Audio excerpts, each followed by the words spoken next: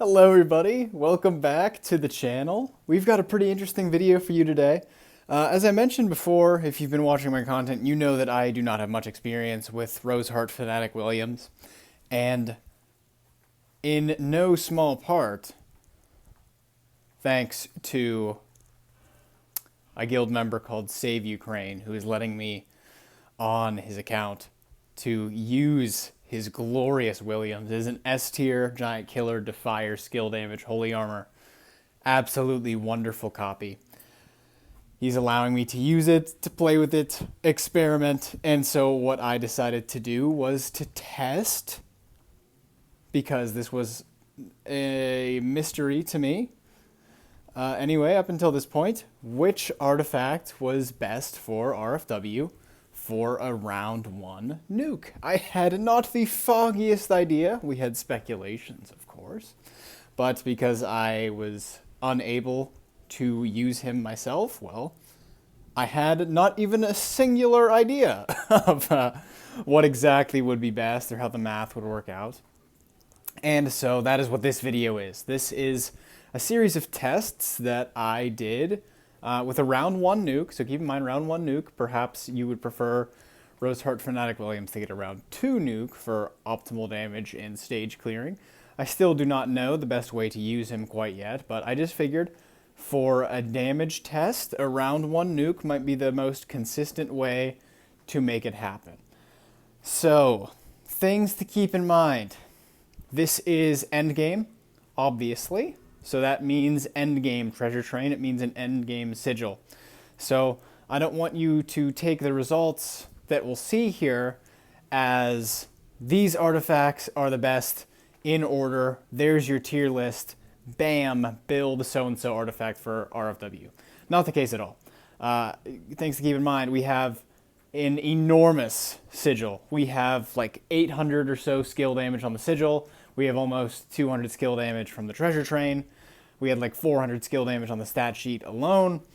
And so Antler's Kane at this stage is not going to be as strong relative to the others because the enormous 300% skill damage that it brings to the table, not nearly as potent now as it would be before when you go from like 0 to 300 skill damage, if that makes any sense. Right, so comparatively, we would expect Antler's Kane to fall off relative to the others towards the end as the skill damage pool gets smaller and smaller. So as you can see there, we swapped from Anti-Class, which was almost killing the Valks, round 1, to Antlers. And Antlers, of course, not doing quite as well. I was expecting there to be a difference. I wasn't expecting the difference to be as staggering as it is. Right now, this is the difference between round 1 kills of the Valks and not, and that is an enormous difference to actually have, of course. It's like fulfilling your win condition and not at this point. Now, of course, round 2 could make, well, all the artifacts would do more damage round 2 because you'd have more buffs out, but I think the damage difference here between Anti-Class and Antlers is pretty obvious. Now, of course, Anti-Class only provides damage buffs to specific enemies, the Valks. And I don't know if that's necessarily ideal. Perhaps you'd prefer an artifact that does less damage to the Valks, but more damage to the whole team on average. Got no clue. No clue quite yet. But this initial testing battery for round 1 nukes on an endgame account, again, please remember context. Guys, it's important. I don't want you to see this video and go, Anti-Class, RFW artifact, end of story, no more discussion to be had. Pick up Anti-Class with RFW as your only trans on your account, and you will do well. Please don't do that. please don't do that. Just keep in mind the context. This is an endgame account, endgame sigils, tons of skill damage, tons of holy damage, tons of all damage dealt. We expect Anti-Class to shine a little bit more brightly here because extra damage against a specific class is a highly unique buff. Did we just put on the rocket? I think we just put on the rocket. I guess we'll see. But yeah, so we are testing the 4 main artifacts for Roseheart, Fanatic, Williams today.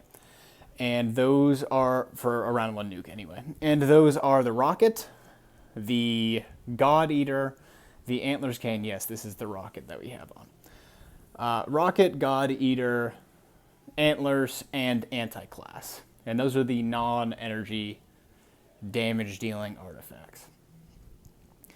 And so right now, at this point, it seems as though Anti-Class is, for the most part, miles ahead of the others. That seems to be pretty decent, pretty comparable to Antlers, I might say.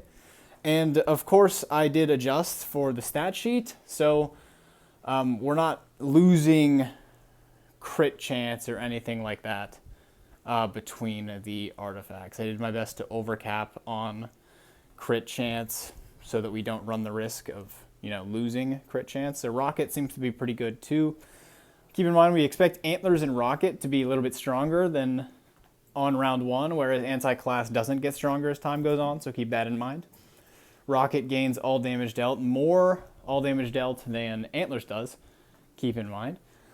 As time goes on, if RFW is getting basic attacks, and also gains extra hit components, which is pretty cool. I might read up on the Rocket, so you can have a better idea of what the Rocket gives, because it's a fairly niche artifact. I wouldn't be surprised if many of you were not strictly aware of what it does. Most people can probably recite Breath of Forest Spirit just by memory at this point.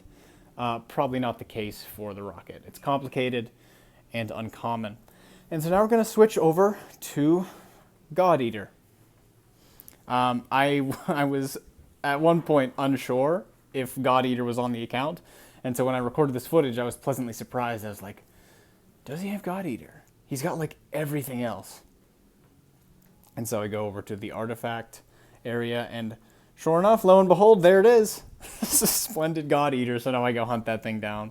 It's going to be on his Lord of Death, Azrael, for some reason, unbeknownst to me. But I'm thrilled that we were able to test this out. God Eater, I know there is some misinformation out there that says, well, God Eater says after every crit, deal like 2,500% extra attack damage. And then people are like, oh, that triggers 8 times because RFW hits 8 times. Not the case. There's actually an animation for God Eater, and it only plays once, and it only plays after the entire active skill. There you'll see a little orange burst that is not present with any other damage artifact. It is there with Punisher, and you will see that once his active skill concludes. Pretty cool, but beyond the favorable stat distribution, I don't know that I would ever go out of my way to get it. There you go. You saw the orange bursts appear there. So it seems fairly decent, of course, but I think that's probably more a function of Williams than it is the Punisher. The difference, at least, not too great between the Rocket, the Antlers, or the God Eater. That was a particularly weak one. And Anti-Class. Again, the difference to me was staggering. I don't have much experience using Anti-Class because SSM loves melodic strings. It's just a very easy artifact to plan around, and that's where most of my practice is. And so I wasn't expecting this difference to be quite as large, so I'm going to be giving Anti-Class another try on my own account soon to see how SSM likes it. Perhaps it's good. But yeah, and we will swap back to Anti-Class one more time, just to give it another test, just so we can see the difference. But yeah, I mean, I don't quite recall. I'm not going to go back and measure, like, the distance of health bar that was removed for each, because I'm just not that good of a content creator. So I'll leave that to the rest of you. But right now my vibes are, well, Punisher, probably not good enough to warrant chasing. Shark, is interesting to me, and we might expect a bigger difference between Shark and the other ones in round 2, which could be a video to come a bit later. And what I want you to take note of here is I did not swap the stone back to crit damage. I kept Holy Skill. And if I recall correctly from my testing last night, that's when I recorded this, this one turns out to be an absolute nuke. Yeah, I mean, that was crazy. And we kind of expect that. I guess we got lucky with the crits, such that losing the crit chance from the stone didn't harm us too much. But yeah, anti-class. Significantly better at this stage of the game than the other ones. And again, keep that in mind. At this stage in the game. Like, see that? Oh, I almost got 3 kills round 1. That's kind of nuts to me. That's kind of wild. And so, what might be cool, if you're going for a round 1 nuke, I'm just thinking out loud here, is if you slow... I don't know. It's kind of weird. You'd need some speed things to prevent... You'd want RFW to take over Wukong in speed, I suppose. I don't know. Maybe I'm confused. I don't know. Perhaps round 2 nuke would be the ideal setup, and I'm just too focused on trying to get it down round 1 because of all the CC that comes out. But regardless, anti-class seems very strong, immensely powerful. If you're doing Williams against 10-1-9, the 6 Valks, I mean, anti-class just seems clearly the way to go. Early on, though, as I mentioned, and I really need to hammer this in, because context is important. Endgame stats, tons of skill damage and holy damage on here, tons of all damage dealt. We expect anti-class to look a little bit more strong compared to on an early game account, where you don't have as much skill damage, and therefore the artifact skill damage, the artifact holy damage, etc. would appear much stronger. Lots of damage to the flame strikes there, given its anti-class. Interesting. But yeah, I think that's going to be about it for what I have for you today. Pretty cool. I had a blast testing this guy. I think now what I'm going to try to do is I'll reach out to people with experience with RFW, ask how they script their round 2 nukes, and then see if we can test these artifacts further. And because the round 2 nuke is obviously going to be bigger than, the round 1 nuke, we might even get some clears coming out of this stage. We're a bit overstated. I think Williams clears Chapter 13 at least under 480 million attack. We're sitting at 500 right now. Granted, we're using Unbending Will and not macroing with Balance Strike, but yeah, pretty awesome. Pretty awesome. Enormous thanks again to Save Ukraine for letting me on this account, letting me play around with RFW. It has been immensely helpful. I'm learning quite a lot, not just in terms of artifacts, but also I've noticed that when you have multiple silenced enemies, in his kit that he prefers to hit enemies who are silenced. If all the enemies are silenced, he just prioritizes by their slot order.